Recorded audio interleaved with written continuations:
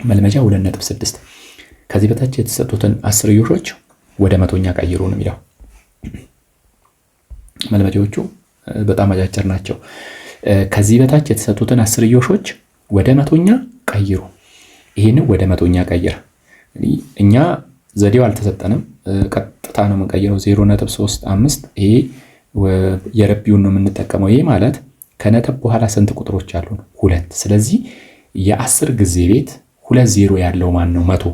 ስለዚህ 100 ይህን ነገር ምንድን ነው የምናደርገው? እያንዳንዱ በቃ በመቶ አባሶ ለመቶ ማካፈል ነው። ሌላ ምንም አይነት ጣጣ የለውም።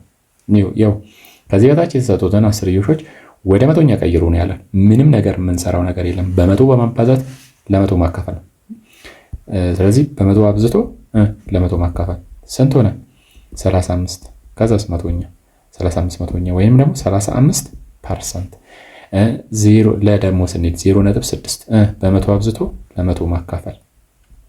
ይሄ ስንት ነው የሚሆነው? 60 60 ስንት? መቶኛ። ይሄ ማለት 60%።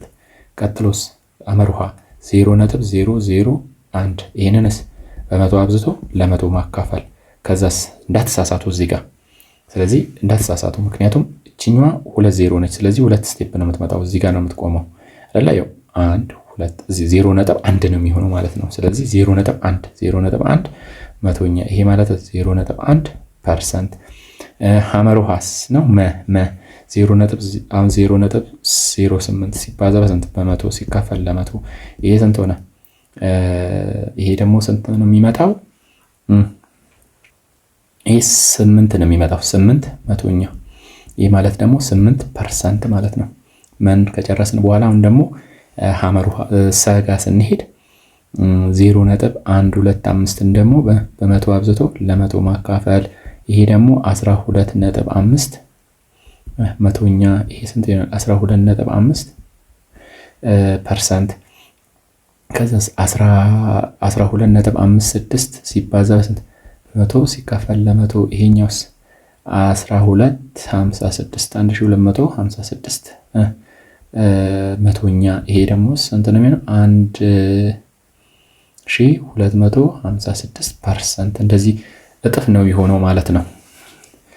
ኦኬ ከዛስ 24.001 ካለ ደግሞ ይሄን በመቶ አብዝቶ ለመቶ ማካፈል። እዚህ ጋር እንዳትሳሳቱ ይሄንንም። ከዛ 24 እዚህ ጋር ስንት ነው የሚሆነው? 00.1 ነው። 2400.1 ማለት ነው። በመቶ 2400.1% ማለት ነው። የመጨረሻው ደግሞ 1.001 ሲባዛ በመቶ ሲካፈል ለመቶ። ይሄ 100.1 ነው። ከዛ መቶኛ። ከዛ ይሄ 101% ነው የሚሆነው ማለት ነው። ስለዚህ ሁሉንም ወደ መቶኛ ቀይረናል።